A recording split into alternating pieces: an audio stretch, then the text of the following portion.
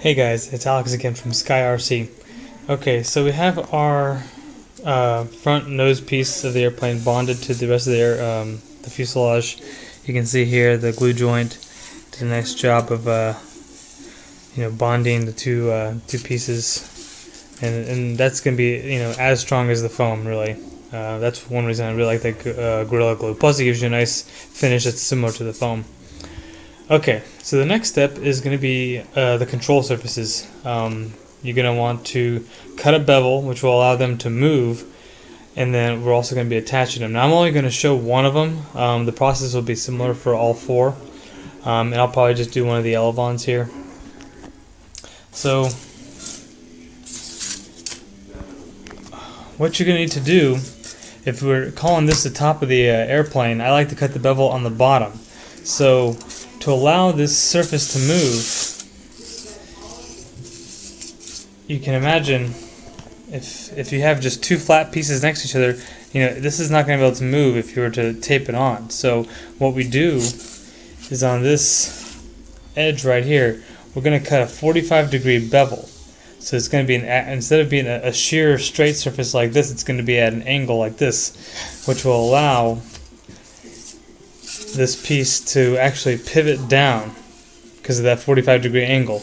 Pivoting up won't be a problem because you're going to have a hinge up on top here made of tape, and that's going to bend right around. But to go down, it's not going to let you do that if we're hinged on top here without cutting some sort of relief. That's another way to think of it, is a relief here on the bottom. So the first step will be to go ahead and pull the plans off since we don't need them anymore.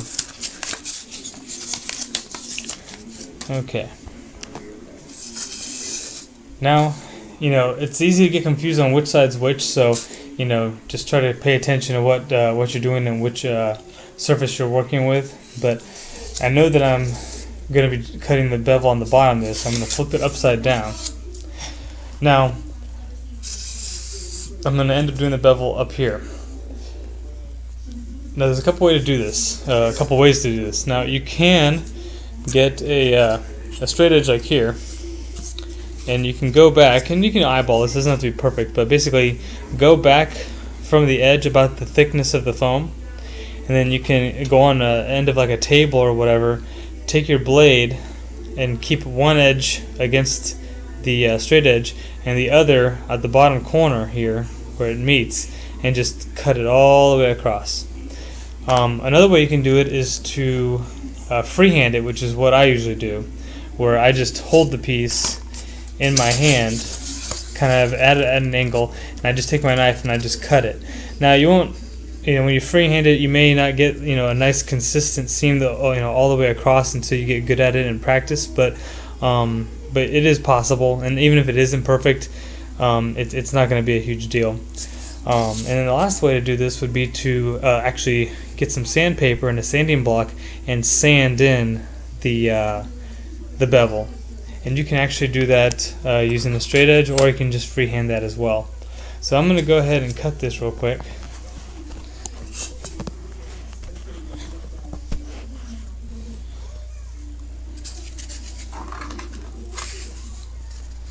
Okay, so I'm going to hold the blade. I'm going to hold the piece at about a 45-degree angle, and I'm going to try to keep the blade nice and level.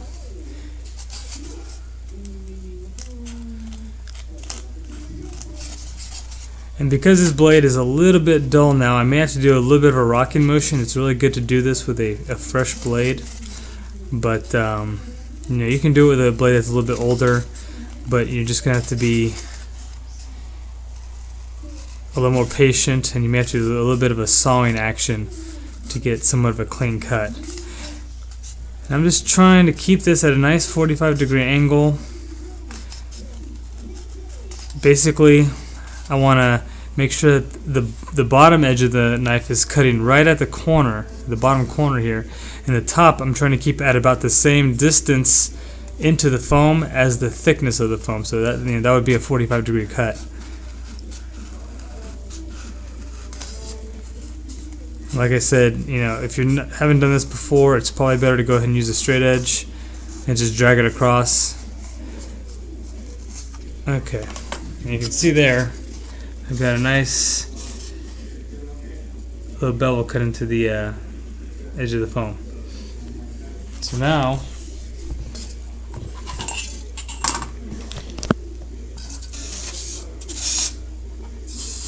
if I line that up, you kind of get an idea of how good or bad I cut it. Now if I were to have cut too far in on the bottom here, you'd see little gaps where I went too far, but I actually did pretty good on this. This came out pretty nice. So it's nice and flat on top, but on the bottom I've got a bevel which will allow the control surface to actually go down like this, and so I can get some down pitch and I can go up, because the hinge primarily is going to be on top and we'll just be reinforcing the bottom. Now when it comes to the hinge, the way I like to do it is to use my strapping tape. Now you can use regular packing tape, it works fine for hinges, but I find that this is just a little bit better. And because you have the fibers in here, it's going to be a very reliable joint in the long run. And this tape is very sticky. It's very similar to duct tape. So the main method I used to do this is I put it on the control surface first, and then I go and add it to the airplane. And the only reason you're doing this at this stage is because you haven't added anything to the fuselage yet, so it still sits nice and flat. So you can use it as kind of the table is kind of a guide to make everything nice and square and flat. If you had a bunch of stuff already glued on here and the plane was going to be rocking around or something, it'd be a little harder to do. I've done it that way, but it is easier to do at this stage as opposed to later on in the build. So what I'll do is I'll get a piece of tape and just make it about the size of the surface as far as the length goes. And then with it nice and flat, I'm just going to put it so that about half the tape is on the surface, because the other half is going to go over onto the plane. And you just kind of want to do a nice little patting motion. You don't really want to like force it with a lot of pressure, because it's going to tend to warp the foam, and you'll end up with a curved surface. So I just like to kind of tap it and tack it on with this kind of motion. And now, this next part's important. When you go to put it onto your surface, or sorry, onto your plane, you want to make sure you do it at the maximum deflection that you're going to expect to see. So what I mean by that is that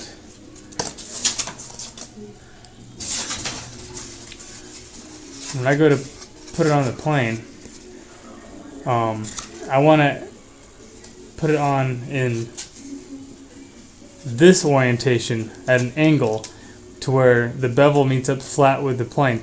You don't want to put it on flat, because what happens is if you put it on flat, that tape is going to prevent this from moving down at all. You want to be already in that down position and then tape it to the plane. That way you can go up, and you can go all the way down to that position. Because if you were to glue it flat, if you're going to tape it flat, the tape is going to prevent you from bending it down, and you're not going to have any down elevator whatsoever. So now this part, you're going to have to kind of hold the plane either up like this, and then I can tape it on and just kind of fold the tape over and attach it. Another way to do it, which I found works pretty well, is to flip the plane upside down. And now I'm just going to hold the surface at an angle, and then I'm going to bring the plane up to it, make sure I get my edges lined up, and now I'm going to push down onto the plane, which will push it down onto the tape.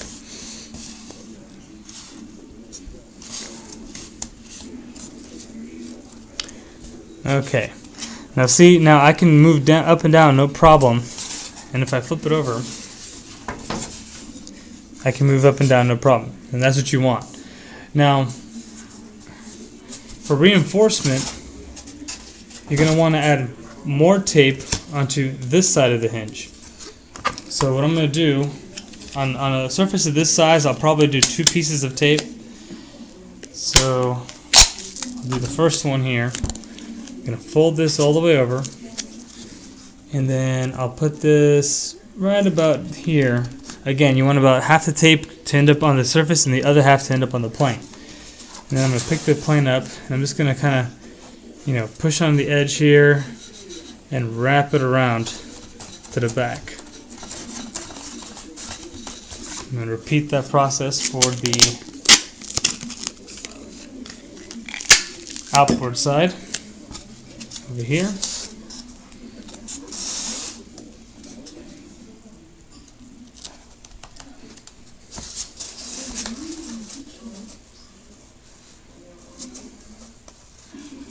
And what this is here for is just for a little extra reinforcement and stiffening of the joint so you don't get as much wobble on the back side of the plane. Okay, so now you can see that I got a nice control surface that moves both up and down. Now this is still to me a slightly tight when I go down. It'll work. You want it to be able to go down, a decent amount, because this is an acrobatic jet, and so you're going to want to have good deflection.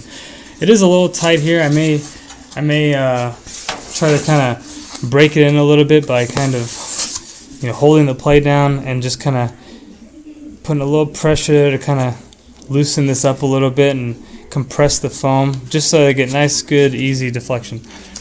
Okay, and that's pretty much how you do the control surfaces. Now I'm going to repeat this process for the other elevon, and it's the same. It's going to be the same for the ailerons. Now the size of the tape is going to be a little bit different, but the overall process is the same. And then if you didn't get your tape quite the right length, like I'll probably end up adding a little bit up here just to close that gap, and maybe a little tiny strip right here. It's not an exact science, but you want that to be nice and strong, because this is what this is what controls your plane. So all right, I'll do that and then we'll move on. Okay, so we have our control surfaces attached. I do want to say one thing about the ailerons.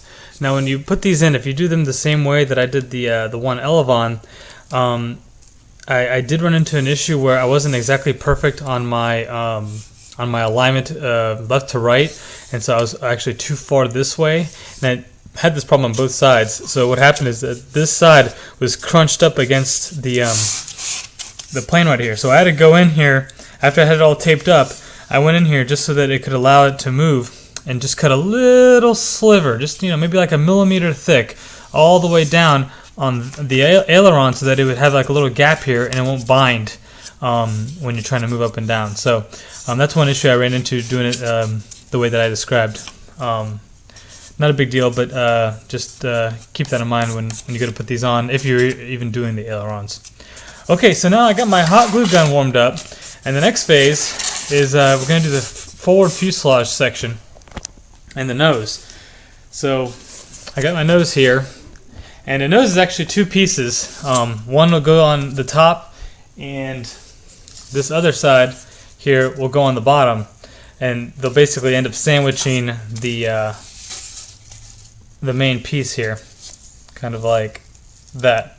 Now for this part, you can either use hot glue or you can use the Gorilla Glue. If you use the Gorilla Glue, you're going to do basically the same technique that we did before for the spar, where you're going to lay a very thin bead down and then activate it with a few sprays of water, and then join the pieces together. Unless you're going for a really light build, I normally don't use Gorilla Glue for this type of plane, in a profile plane, but you can if you're going just for a really light build. Hot glue works just fine. And one thing I'll just make note of now, we'll probably talk about it later too, but I did pull off the paper on the foam. You can leave it on and it will actually give you a much more rigid airframe. See, I'm gonna have to go in here after the fact and reinforce certain areas, because as you can see, the plane is very, it's very wobbly without that paper on there. So I'm gonna have to go in there and see where my weak spots are, and probably add either barbecue skewers or tape, or maybe a combination of them, to reinforce certain areas. So that is one downside of the paper removal, but overall you will end up with a lighter plane in most cases. So that's one thing to think about, because you can leave the paper on here. And the hot glue or the Gorilla Glue will still work fine for putting it together either way. It does not matter. So I'm going to go ahead and pull the paper off of the nose, the top. I'm going to do the top first. I'm going to pull the paper off of the nose section. I did not mark where the canopy is. If I do decide to paint that in later, I can just eyeball it. I'm not that worried about it. On your first few planes, I wouldn't focus on the aesthetic appearance very much because, they're probably going to be kind of sloppy. It's better to build it maybe a little bit heavier and strong than trying to have it, look all, nice and everything. Not that I wouldn't paint them, because painting is good for orientation purposes, having a different scheme on the top and the bottom. Okay. So first thing, before you do any gluing, you want to do a test fit to make sure all these little tabs and everything fit nicely, because you don't want to try to make adjustments after you've already got glue on the piece. And another good idea is to, when you have these tabs, I'm going to take my fingers and just kind of squish the end here to kind of help facilitate inserting it into the other piece.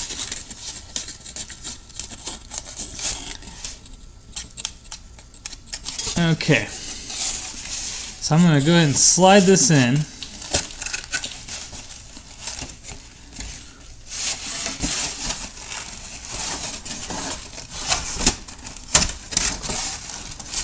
And it seems to fit pretty good. I'm having a little bit of an issue right here where the slot isn't quite big enough. So I'm going to take my knife and just enlarge that hole a little bit.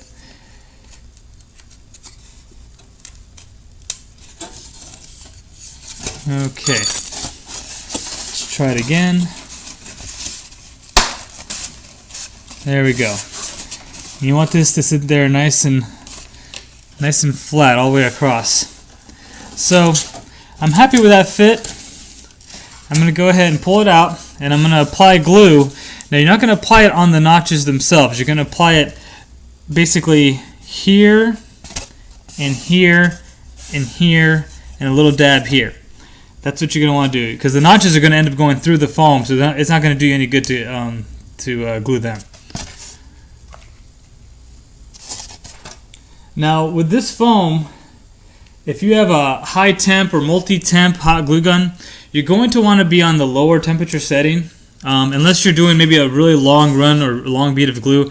Without the paper on the foam, you do run a risk of melting the foam if you're using too hot of a temperature. So just keep that in mind if you happen to have a fancier glue gun.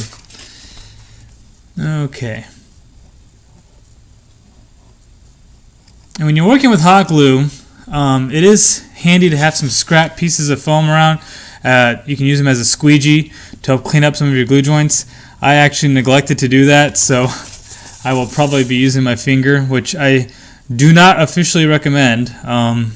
You do run the risk of burning yourself, but I've worked with this gun enough, I kind of know what I can get away with. So, okay.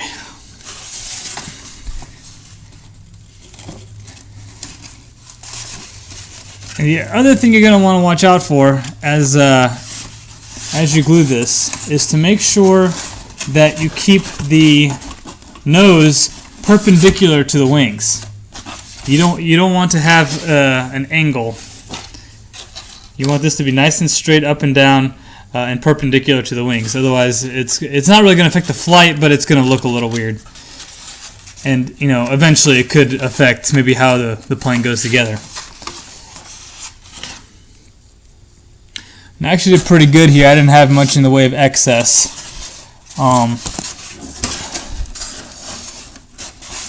You want to just kind of hold it down, continue working the piece, make sure that everything stays straight and that you've got nice glue, good contact. You don't want glue to be a thick blob of glue being your strength. You really want surface to surface and the glue to just kind of hold the two surfaces together. A thicker glue joint does not necessarily make for a better glue joint. Alright. And that's one of the beautiful things about hot glue is that there is no weight. It's basically ready to go. Okay, so now I'm going to turn this upside down and we're going to do the same thing for the second piece.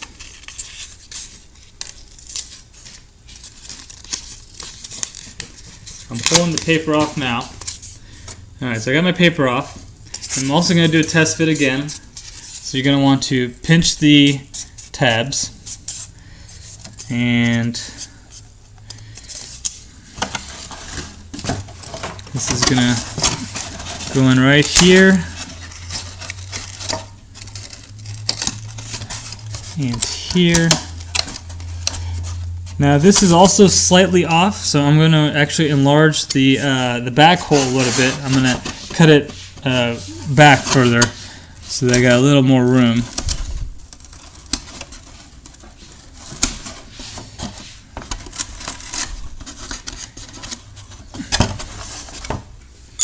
Alrighty. Alright, pretty happy with that. Now this one, it has a little forward piece right here. I'm going to put a little glue here because that's going to meet up to the nose. And then, again, I'm going to put glue here and all the way down here.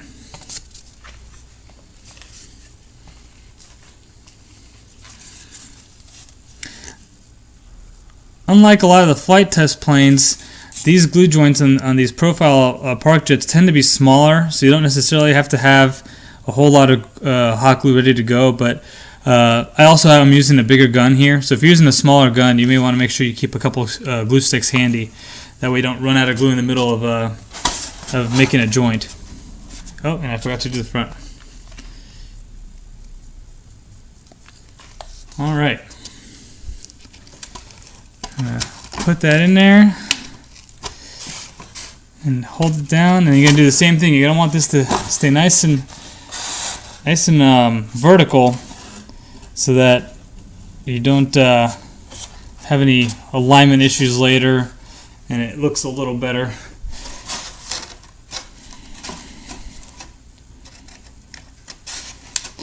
And that's kind of the beauty of these planes. I mean, you're using very little foam, but you're able to get a plane out of it, and it's light and they fly well. I mean, the aerodynamics are still pretty friendly. They're not going to be as fast, probably, as a full 3D build, but for learning, they're easy to repair. They also do, they're a little more fragile. I mean, if you crash it nose first, you're going to be snapping a nose off, but you can just go in there with tape and hot glue and put it right back on. So it's kind of the beauty of the simplicity of it. Okay, so I got both the pieces on. The last thing we're going to do in this step is I'm going to go back and I'm going to take my glue gun and I'm going to put a glue fillet, basically run a bead of glue on the corner on all the seams. So I'm going to be running 4 beads. And what this is going to do, if you've ever built model rockets, you do the same thing for fins, is you're going to add some reinforcement to stabilize this piece, as well as make sure it's glued nice and good in case you did have some little gaps here. So I'm going to do that, and then we'll pick up with the next step. Actually, you know what? I will go ahead and show it, just so you can kind of see what it looks like. Alright, so I'm going to go here, and I'm going to start and just keep continuous pressure on that trigger and lay a nice smooth bead down. Doesn't have to be excessive. You just want to make sure you're contacting both pieces of foam, both the wing piece and the nose piece. And you're still going to want to pay attention to alignment and make sure everything's nice and straight. And then I'm going to take my finger after this has been sitting here a second. I'm just going to run it down to take any extra off. Again, I don't recommend using a finger. If you have a spare piece of foam you can use instead, that would be much safer. And you'll probably end up being a little more consistent too. So, okay, so that's the end product. You can kind of see the shininess there where I added just a bead of foam. I'm going to do this on the other 3 corners, and then we'll go on to the next step.